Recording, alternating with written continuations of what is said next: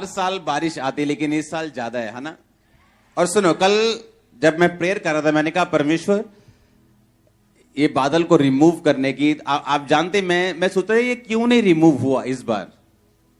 परमेश्वर ने मुझको प्रोफेटिकली याद करवाया कि वो वर्ड टीम की जिम्मेवारी है, आप उसे निकालेंगे। मेरी बैक मीटिंग से मैंने आपको बोला था कि जिस दिन भवन बन जाएगा इतनी बारिश होगी कि रिकॉर्ड टूटेंगे, मालूम है कि नहीं? उसको निकालना है, वो वर्ड्स निकालने हैं। अगले संडे से अंदर मीटिंग होगी, अंदर।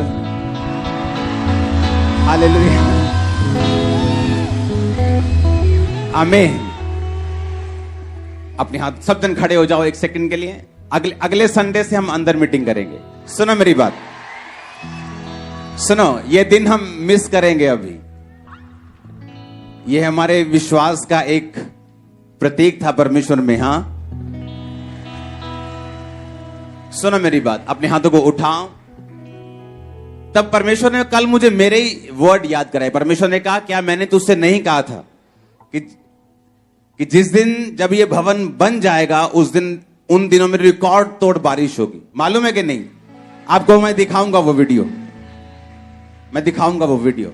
वो आई थिंक कितने साल पहले की है, 1 या 2 साल 3 साल, जब मैंने आपको ये बोला था कि पंजाब में लोग अन्न लेने के लिए लाइंस में होंगे। किसी ने बिलीव नहीं किया था। कहते पंजाब में जहां अन्न उगता है, जहां का अन्न दुनिया को खिलाता है, वहां के लोग कैसे लाइन में खड़े हो सकते हैं? सुनो मेरी बात, अपने हाथों को उठाओ। सुनो, हर बात पे आमीन बोलना जरूरी नहीं। अगले 10 साल, जो आने वाले अगले 10 साल हैं वर्ल्ड के लिए, चाहे वो दुनिया की बेस्ट कंट्री हो, चाहे वो आपकी ड्रीम कंट्री हो, परमेश्वर मुझे दिखा रहा है फूड की शॉर्टेज बेस्ट कंट्रीज में भी आपको प्रार्थना करनी है अपने हाथों को उठा के। सुनो मेरी बात, तालियां क्यों बजा रहे हो? सुनो, अगले 10 साल आपको ये बात मैं इसलिए बता रहा हूं कि जब इन्हीं वर्ड्स की तरह ये वर्ड्स भी पूरे होंगे, आपको मालूम होगा कि आप जीवित परमेश्वर की संतान हो, और आपको यह भी मालूम होगा कि ऐसा कुछ नहीं है जो पहले से बताया नहीं गया। एक भी वर्ड ऐसा नहीं है जो आपको पहले से बताया नहीं गया। आपका नाम फेसबुक पे लिखा है, आपके बच्चे कितने हैं वो भी लिखा है, लेकिन जो चीजें मैं आपको बता रहा हूं ये किसी पे नहीं लिखा। अगले 10 साल जो लीडिंग कंट्रीज हैं वहां फूड, जब लोग ऐसे ग्रोसरी स्टोर्स पे जाया करेंगे, वहां उनको जो खाने हैं वो खाली मिला करेंगे और हमेशा शॉर्टेज रहेगी। और ऐसे लोग बताया करेंगे कि अच्छा कितने परिवार में मेंबर हैं, इतने, ओके आपको इतना मिलेगा। ये जस्ट स्टार्टिंग होगी, शुरुआत होगी। जो आने वाला समय है जहां पे जब परमेश्वर ने अपनी कलीसिया को लेके जाना और जो बच जाएंगे लोग, उनको बताया जाएगा कि अगर तुमने खाना लेना है तो तुम्हें यीशु मसीह को छोड़ना पड़ेगा। ये उस चीज का जस्ट एक शुरुआत कह लो, या उसका एक एग्जाम्पल कह लो, कि जैसे आपने 100 मेज बनवाने हो और आप मिस्त्री को बोलते हो कि आके पहले मुझे बना के दिखा कि वो मेज कैसा होगा। वो मिस्त्री आके एक मेज बनाता है, वो बोलता है कि ऐसा बना सकता हूं। ये जस्ट एक मेज है, ताकि आने वाले टाइम में लोगों को मालूम होगा कि हमें तैयार रहना है। अभी आपको साल्वेशन इजी मिल रही है, आप मुक्ति प्राप्त करना चाहते हैं, आप आते हैं चर्च में, साल्वेशन ग्रहण करते हैं और चले जाते हैं। आने वाले समय में ऐसा नहीं होगा। यीशु मसीह को ग्रहण करना मतलब अपनी जान को दांव पर लगाना, राशन से दूर रहना, सोशल से दूर रहना, सरकारी चीजों से दूर है। ऐसा आने वाले समय में होगा, और ये एक सिंपल एग्जाम्पल होगी जो आने वाले अभी 10 साल में होगा। आपको क्या करना है? आने वाले 10 साल में जितने मिरेकल्स 10 साल में, आने वाले 10 साल में होंगे, पिछले 2000 साल में नहीं हुए। मैं आपको बता रहा हूं, सिर्फ 10 साल में इतने मिरेकल्स होंगे, इतने मिरेकल्स होंगे, इतने मिरेकल्स होंगे, इतने लोग सेवा के लिए उठेंगे अगले 10 साल में, आप हैरान हो जाओगे। मैं आपको सच कह रहा हूं, अगले 10 साल में इतने मिरेकल्स होंगे, इतने लोग बचेंगे, इतने लोग सेव होंगे। जो ढीठ सोल्स हैं, जो ढीठ प्रजातियां हैं, अगले 10 साल जो इस धरती पे होने वाला है, वो भी परमेश्वर के सामने घुटने टेक देंगे। आप बोलोगे ऐसा क्यों हुआ? आप बोलोगे ऐसा क्यों होगा?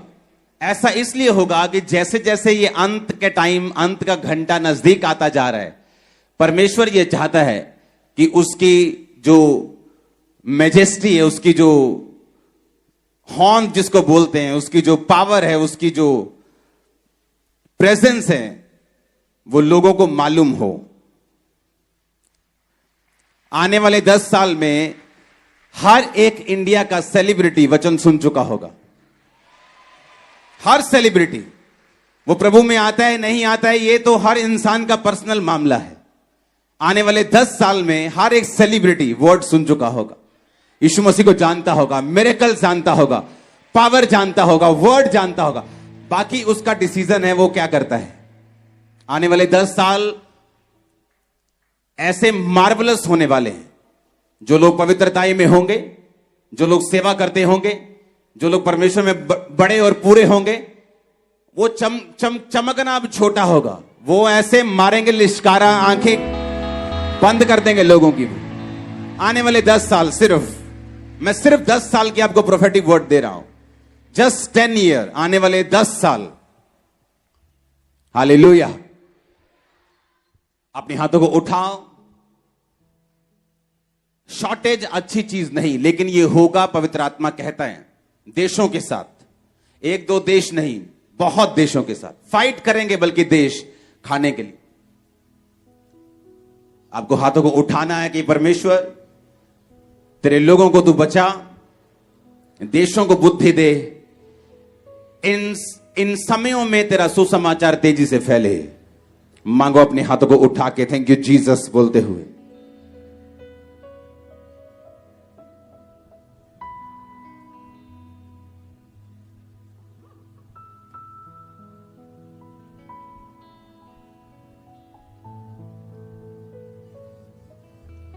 प्रभु यीशु मसीह के सामर्थी नाम में हम मांगते हैं।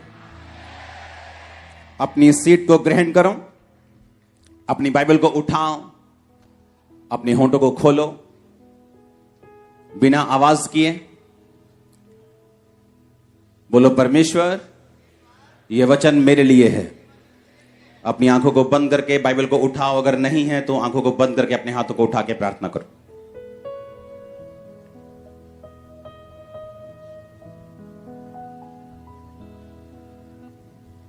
प्रभु यीशु मसीह के सामर्थी नाम में हम मांगते हैं।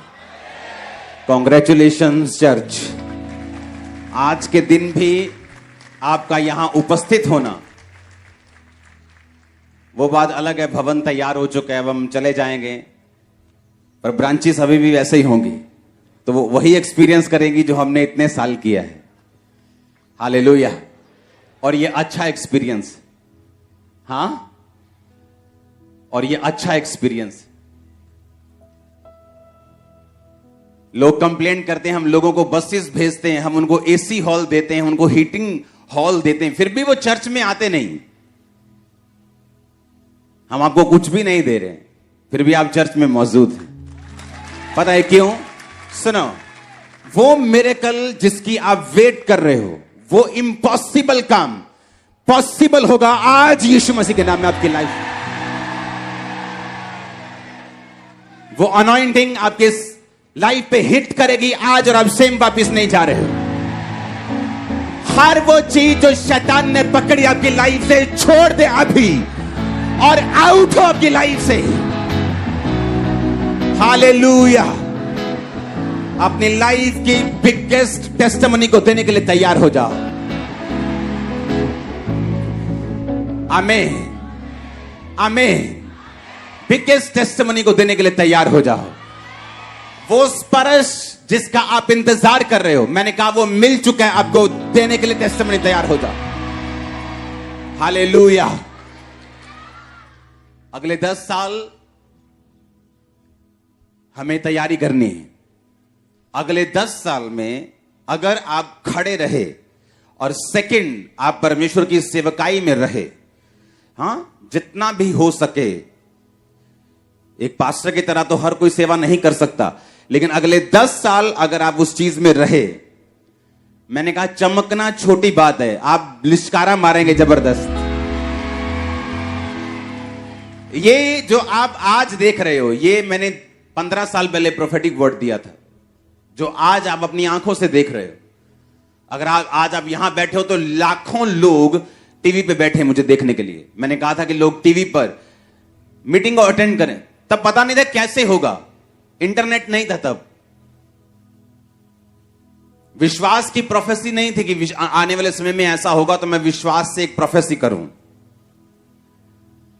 वो एक रियल प्रोफेटिक वर्ड था, बिना टेक्नोलॉजी का सहारा लिए मालूम हुए कि क्या होगा। आने वाले 10 साल में अगर आपने अपने आप को और अपने परिवार को, अपनी लाइफ को, अपने फाइनेंस को डेडिकेट कर दिया परमेश्वर के लिए,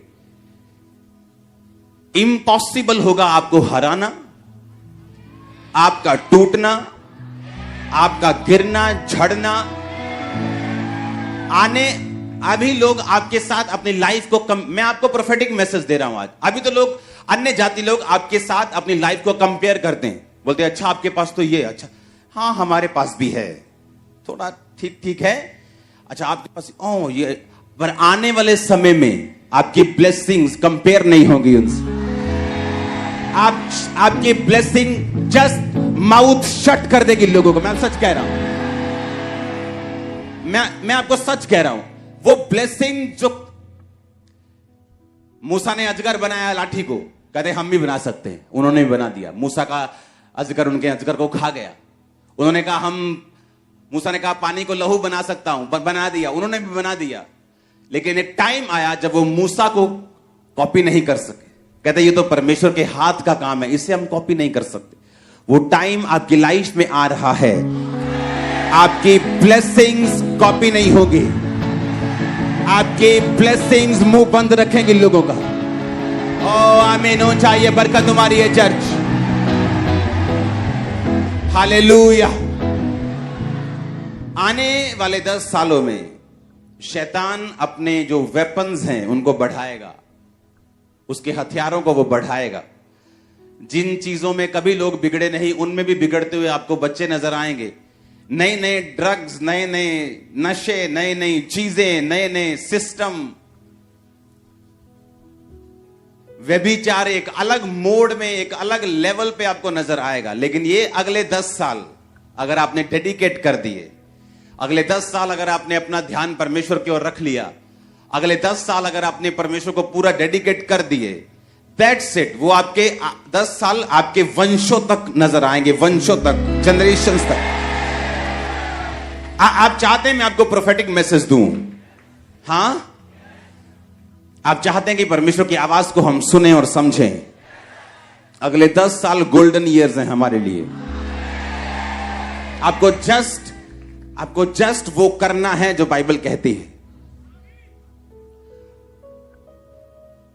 अगर बाइबल कहती है कि तू अगर मेरी सेवा करेगा तो मेरा पिता तेरा आदर करेगा, तो सेवा किसके लिए? क्या परमेश्वर लालची है सेवा का? क्या वो हमारे लिए है?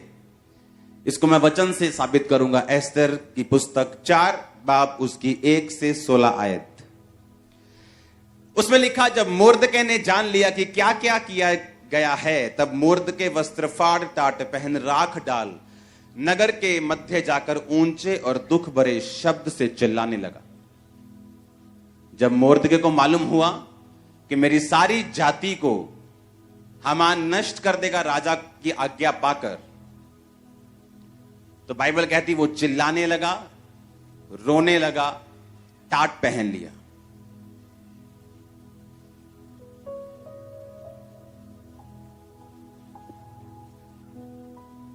अब हम पढ़ेंगे उससे पहले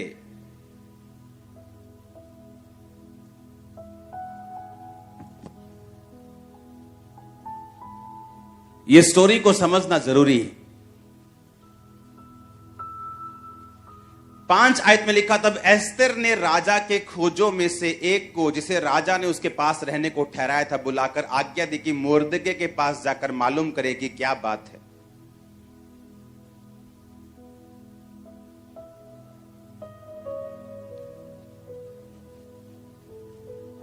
हमें मालूम है कि राजा ने उस चिट्ठी पर अपनी मोहर लगा दी कि जाके सारे यहूदियों को, जितने भी इस देश में यहूदी हैं, सबको खत्म कर दिया जाए। किसी ने चुगली कर दी कि यहूदी लंगर नहीं खाते, प्रसाद नहीं खाते, राजा किसी भी टाइम तेरे खिलाफ हो सकते हैं, इनको मारना जरूरी है। राजा हमान की बातों में आके मरवाने के लिए चिट्ठी पे साइन कर दिए। जब चिट्ठी पे साइन हुए तो मोर्दके, जो एक वफादार सिपाही था राजा का, वो यहूदी था और वो रोने लगा और टाट पहन लिया। जब रानी को मालूम हुआ तो रानी ने कहा, तू क्यों रो रहे? तो उसने बताया कि इस तरह की आज्ञा राजा ने दी है। 8 आयत में लिखा, फिर यहूदियों का विनाश करने की जो आज्ञा शूशन में दी गई थी, उसकी एक नकल भी उसने हताक के हाथ में एस्तर को दिखाने के लिए दी और सब हाल बताने और आज्ञा देने को कहा कि भीतर राजा के पास जाकर अपने लोगों के लिए विनती कर। तब हताक ने एस्तर के पास जाकर मोर्दके की ये बातें सुनाई।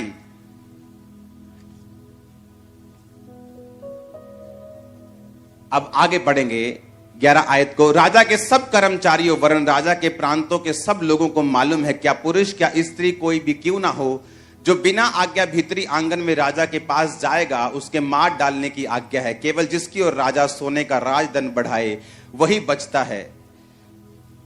और 30 दिन से 1 महीने से मैं राजा के पास नहीं बुलाई गई। एस्तर की ये बातें मोर्दके को सुनाई गईं। जब मोर्दके ने एस्तर के पास कहला भेजा कि तुम मन ही मन विचार ना कर कि मैं ही राजभवन में रहने के कारण और सब यहूदियों में से बची रहूंगी, क्योंकि जो तू इस समय चुपचाप रहे तो किसी ना किसी को परमेश्वर किसी उपाय से यहूदियों का छुटकारा और उद्धार कर देगा, परंतु तू अपने पिता के घराने समेत नष्ट होगी, और क्या जाने तुझे ऐसे ही कठिन समय के लिए राजपद मिल गया हो। तब एस्तर ने मोर्दके के पास कहला भेजा, तू जाकर शूशन के सब यहूदियों को इकट्ठा कर, तुम सब मिलकर मेरे लिए उपवास करो, 3 दिन रात ना तो खाओ ना पियो। मैं भी अपनी सहेलियों सहित उसी रीति उपवास करूंगी, और ऐसी ही दशा में मैं नियम के विरुद्ध राजा के पास भीतर जाऊं, यदि नष्ट हो गई तो हो गई। जब एस्तर ने भेजा अपने बंदे को, क्या बात है कि मोर्दके, उसका जो बाप समान मोर्दके जिसने उसको पाला था, क्यों रो रहा है ये? उसने कहा कि आज्ञा निकालेगी, सब यहूदी खत्म हो जाएंगे। उसने कहा तू जाके राजा को बोल, राजा से विनती कर, तू रानी है, राजा तेरी बात को सुनेगा। उसने कहा मैं 30 दिन से राजा के पास नहीं बुलाई गई हूं, क्योंकि जब राजभवन में जाते हैं, जब कोई बंदा प्रवेश करता है, जो अगर राजा ऐसे राजदंड बढ़ाता था इस तरह से, तो वही बंदा अंदर आ सकता था। अगर राजा की मर्जी बिना तुम अंदर गए तो जो सिपाही थे वो तुम्हारा खून कर देते थे। उसने कहा मैं 1 महीने से बुलाई नहीं गई हूं, इसलिए मैं नहीं जा सकती अंदर। उसने कहा अगर तू अंदर नहीं जाएगी तो परमेश्वर तो अपनी जाति को किसी ना किसी उपाय से बचा ही लेगा, पर तू अपने घराने समेत नाश होगी। और क्या जाने परमेश्वर ने तुझे इसी दिन के लिए ही बचाया था और तुझे अंदर भेजा था। अगर हम सेवा नहीं करेंगे तो जिन रूहों को परमेश्वर ने बचाना है वो किसी ना किसी रीति से तो उनको बचा लेगा, लेकिन बाइबल कहती है कि तू अपने घराने समेत क्या होगी, नष्ट हो जाएगी। और क्या जाने परमेश्वर ने इसी काम के लिए तुझको पैदा किया, तैयार किया, तेरी प्रिपरेशन की, तेरी तैयारी की, ताकि जब ऐसा समय आए तू अपने लोगों के लिए खड़ी हो सके। जब परमेश्वर आपको कुछ करने के लिए कहता है, वो ये नहीं कि आपसे कुछ चाहता है, वो पैसा, वो ताकत, वो टाइम, वो सेवा, बाइबल कहती है वो सब कुछ आप लोगों के लिए है। अगर आज से 17 साल पहले मैंने टाइथ देने का फैसला किया, टाइथ एक हुक्म नहीं है, हुक्म से पहले वो एक कवनेंट है, वो एक वाचा है। आज मैं अगर ब्लेस हूं तो उसी वजह से हूं। उसने कहा कि अगर तू सेवा नहीं करेगी, अगर तू लोगों को नहीं बचाएगी, तो परमेश्वर किसी ना किसी उपाय से लोगों को बचा लेगा। क्योंकि उसी यहूदियों में यीशु मसीह का वंश था, तो परमेश्वर तो अपने वंश को बचा लेगा ताकि यीशु मसीह का वंश नाश ना हो और आने वाले समय में लोग बचाए जाएं। पर तू अपने घराने समेत क्या होगी? नाश होगी। जब परमेश्वर हमें कुछ करने के लिए कहता है, वो सेवा हो सकती है, वो किसी भी तरह का काम हो सकता है, उसके जरिए एक्चुअल में परमेश्वर हमें ब्लेस करना चाहता है और अपने हमारे घराने को वो आशीषित करना चाहता है। उसने कहा तू अपने पिता के घराने समेत नाश होगी, तेरा पूरा घराना नाश होगा, लेकिन लोग नाश नहीं होंगे। हालेलुया। उसने कहा अगर तू बचाई जाना चाहती है, अगर तू चाहती है कि तू बचाई जाए, तेरा घराना बचाया जाए, तो उस समय राजा के पास जा और विनती कर। जब उसने सेवा करने के लिए उसको बोला तो उसने क्या कहा कि आगे बहुत दिक्कतें हैं, मैं राजा के पास बुलाई नहीं गई हूं, मेरी लाइफ का रिस्क है सेवा करने में। तो परमेश्वर ने कहा जो कुछ तू मेरे लिए खोएगा वो कुछ तू पाएगा, जो कुछ तू मेरे लिए छोड़ देगा वो तू पाएगा। अगर तू डर कर मुझे छोड़ देगा तो वो चीजें तू गवा देगा जो तू पाना चाहता है। हालेलुया। मैंने आपको स्टोरी बताई थी ऐसे व्यक्ति की जो मेरी लाइफ में था और उसने यीशु मसीह के लिए पहले सब कुछ छोड़ा, फिर बाद में बैकस्लाइड हो गया, फिर यीशु मसीह को छोड़ के सब कुछ पा लिया और आज सब कुछ गवा दिया, माता पिता समेत।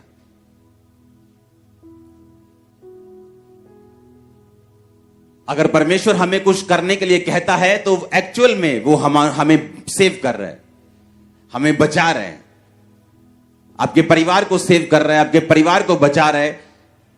आमीन ऊंचा चाहिए। अपने हाथों को उठाकर बोलो परमेश्वर मैं तेरी सेवा को करने पाऊं। होंठ को खोलो, अंगीकार करो।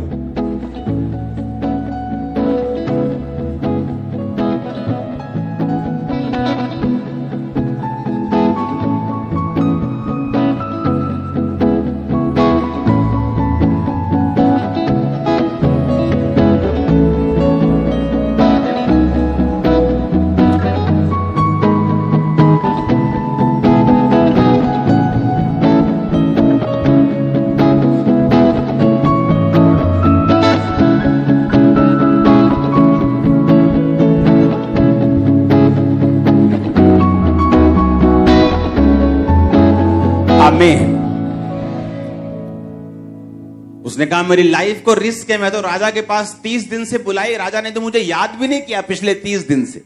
अगर नियम के खिलाफ जाऊंगी तो मुझे मार देगा राजा।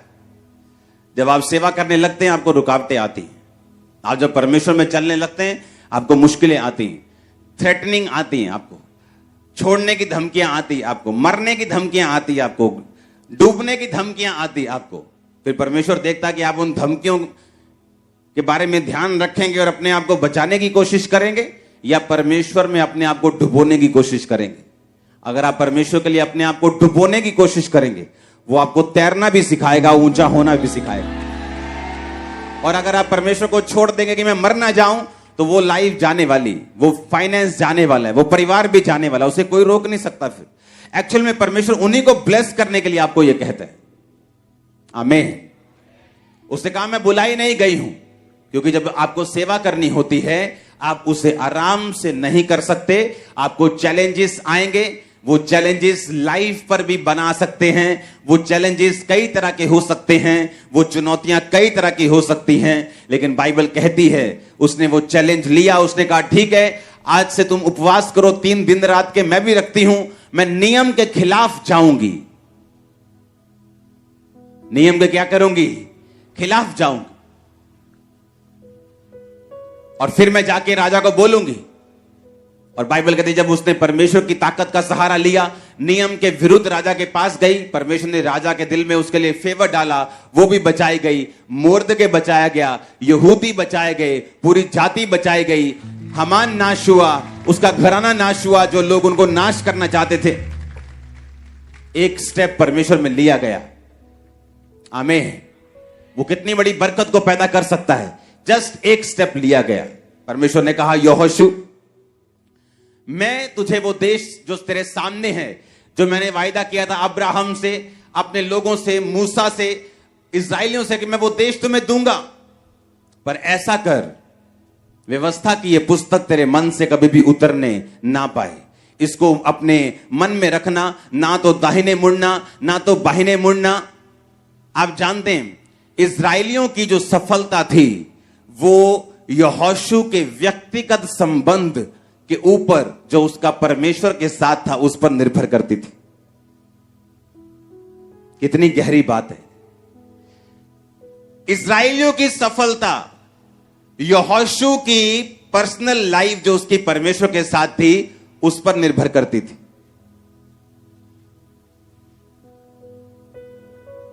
और लोग बोलते किसी भी चर्च में चले जाओ कोई फर्क नहीं।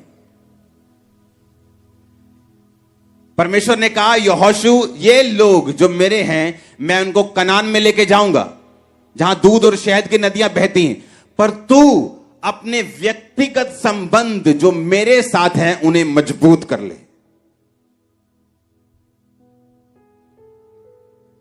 और तू मेरे साथ अपने संबंध को मजबूत कर, ना तो दाहिने मुड़ना ना बाहिने मुड़ना। और व्यवस्था की यह पुस्तक तेरे मन से कभी उतरे ना, इसको पूरा करना। तेरा मन कच्चा ना हो, हियाब बांधकर दृढ़ हो जा। और तू उस देश का अधिकारी जो मैंने इनसे वायदा किया है तू इनको कर देगा, पर तेरे पर्सनल रिलेशनशिप मेरे साथ होने चाहिए। जब आपका पर्सनल रिलेशन परमेश्वर के साथ है उसका असर आपके परिवार पे होगा, उसका असर आपके फाइनेंस पे होगा, उसका असर आपके रिलेटिव्स पे होगा, आपके मोहल्ले पे होगा, आपके नगर पे होगा। आपको मालूम है कि नहीं? जब आपका रिलेशन परमेश्वर के साथ है उसका असर सब जगह होगा। परमेश्वर ने कहा यहोशू, जो पर्सनल रिलेशन तेरा मेरे साथ है, तू इधर नहीं होगा उधर नहीं होगा, और मैं इस्राएलियों को वही देश दूंगा जो मैंने उनसे वायदा किया है। तू इनकी अगुवाई कर, जैसा मैं मूसा के संग था वैसा मैं तेरे संग रहूंगा। हालेलुया। उनकी सफलता इस्राएलियों की यहोशू के व्यक्तिगत संबंध जो उसके परमेश्वर के साथ होने थे उस पर निर्भर करती थी। अपने पड़ोसी से पूछो तेरे परमेश्वर के साथ संबंध कैसे हैं। पूछो अपने पड़ोसी से फिर से, बोलो प्रभु के साथ रिश्ता कैसा है? थोड़ा ऊंचा नीचा हो रखा है कि सीधा सीधा है? हालेलुया। जितना रास्ता सीधा होगा उतना हम ही सीधा चलेंगे, और जितना हम टेढ़ा मेढ़ा रखेंगे उतना हम ही झटकोले खाएंगे। परमेश्वर ने कहा तू उस देश का अधिकारी इनको कर देगा, पर मैं तुझसे कहता हूं व्यवस्था की पुस्तक से ना दाहिने मुड़ना ना बाहिने मुड़ना। दिन रात अपना ध्यान इन्हीं पे लगाए रखना। जब आप टेस्टिमनीज को देखते हैं, बड़ी बड़ी टेस्टिमनीज को हम देखते हैं, मुझे आज भी याद है छत्तीसगढ़ क्रूसेड पे जब हम गए तो उस समय जब मैं और मेरी वाइफ हम रूम में हम प्रेयर कर रहे थे और मैं खिड़की के पास बैठा था, और मैं सुबह का बैठा और शाम तक ऐसे ही बैठे रहा। वो देख रही है यार ये बंदा उठता ही नहीं प्रेयर। वो सिंगल रूम था ना, तभी बाहर गए थे, तो वैसे तो मैं अपने प्रेयर रूम में होता हूं। सुबह से लेके शाम तक जब प्रेयर हुई, मुझे इंग्लैंड में लोग लेने आए, आपको चलना है, आपको ये मार्केट जाना है। वो जब क्रूसेड हुआ मैं किसी जगह नहीं गया और सीधा वापिस। बोलते यार ये कैसी लाइफ है। लेकिन जब लोग मिरेकल्स को देखते हैं, कामों को देखते हैं, उन्हें मालूम होता है कि जो अगुए की लाइफ है वो आम लोगों की जैसे नहीं है। अगर वो वैसी ही लाइफ जिएंगे जो आम लोग जी रहे हैं तो उनकी लाइफ में फिर रिजल्ट भी वैसा ही होगा जैसा आम लोगों की लाइफ में। अगर आपने बड़ा स्टैंड लिया परमेश्वर के लिए तो फल बड़ा है, आपने थोड़ा लिया तो फल थोड़ा है। आपने ज्यादा गुड़ डाला तो चाय मीठी है, नहीं डाला तो फीकी है, तो सीधी बात। और जब क्रूसेड पे शाम को लोग टेस्टिमनीज दे रहे थे कि मैं पागल था, किसी को रेबीज थी, किसी को कुत्ते की तरह भौंकते थे, बच्चा ऐसा था, रेबीज थी, वो हील हुआ, डिलीवरेंस हुई, हीलिंग हुई, ब्लाइंड ये वो सब, व्हील चेयर्स। तब हमें हमें मालूम होता है कि हमें वो प्राइस पे करना है जो हम देखना चाहते हैं अपनी आंखों से, अपने परिवार को, अपनी फैमिली को, अपने बच्चों को ब्लेस होते हुए, अपने परिवार को कर्ज से निकलते हुए। किसी के जीवन में कर्ज है मौत का, परिवारों में मौत होती जा रही, फाइनेंशियल ट्रबल का कि जितना मर्जी कर लो, फाइनेंस में कभी ब्लेसिंग नहीं। इन कर्सेस से आपको एक ही चीज आजाद कर सकती है, आपका स्टैंड, आपका व्यक्तिगत संबंध परमेश्वर के साथ जो आपको रखना होगा। परमेश्वर ने कहा वो सारे देश में तुम्हें देने के लिए तैयार हूं, वो सारे वायदे में पूरा करने के लिए तैयार हूं, पर तू मेरी व्यवस्था से कभी भी इधर उधर मत होना और दिन रात इस पर ध्यान देना। इस तेरे मुंह से निकला करें, अपने मन से इन्हें उतरने मत देना, दिन रात इन्हें बोलना, हियाब बांधना यानी दृढ़ होना, यानी कि तुम हिलना मत, डरना मत, घबराना मत। मुसीबतें परीक्षाएं आएंगी लेकिन तुम इधर उधर मत होना। वो सब देश, सब वायदे जो मैंने तुमसे किए हैं मैं तुमको दे दूंगा, अपने व्यक्तिगत संबंधों को मेरे साथ पूरा रखना। आमीन। हमें लगता है हमारी वाइफ प्रार्थना कर रही है, हमें जरूरत नहीं प्रेयर की, मैं तो बिजी हूं, मैं तो जी कंस्ट्रक्शन का काम करता हूं, दिन रात वहीं रहता हूं, पर मेरी वाइफ प्रार्थना करती है। मैं आपको पहले बता चुका हूं कि जेंट्स की प्रार्थना लेडीज से ज्यादा होनी चाहिए घर में, क्योंकि परमेश्वर ने आपको अगुआ ठहराया। जब अगुवाई अंधा है तो घर कहां जाएगा? अगर अगुवाई अंधा है तो बाइबल कहती है अंधा अंधे को रास्ता नहीं दिखा सकता, दोनों गड्ढे में गिरेंगे। वाइफ प्रार्थना करेगी वो घर को संभाल पाएगी, वाइफ प्रार्थना करेगी ऐसी चीजों को देख पाएगी जो सही नहीं, उसके बच्चों में, उसके पति के, उसके फाइनेंस के, उसके घर में, उन चीजों को वो ठीक कर पाएगी। हस्बैंड प्रार्थना करेगा, परमेश्वर उसकी अगुवाई करेगा आगे बढ़ने में, ग्रो करने में, वो चीजें हासिल करने में जिसके लिए परमेश्वर ने उसे बुलाया है। अगर हम बोलते हैं हम तो जेंट्स हैं, मैं तो जब ये चर्च शुरू होने से पहले जब मीटिंग्स देखता था तो जेंट्स लोग वर्शिप में तालियां तक नहीं बजाते थे, ऐसे बैठते थे सामने अनॉइंटेड वर्शिपर पूरा जोर लगा रहा है और पूरा आग गड्डी पई है पंजाबी के अंदर और बंदे देख रहे हैं। हाँ बहुत वधिया, एक कदी गजल होर सुनाओ। लेकिन अगर आप अब देखेंगे वर्शिप करते हैं पंजाब में, सब एक समान, लेडीज जेंट्स सब झूम के नाच के, हालेलुया।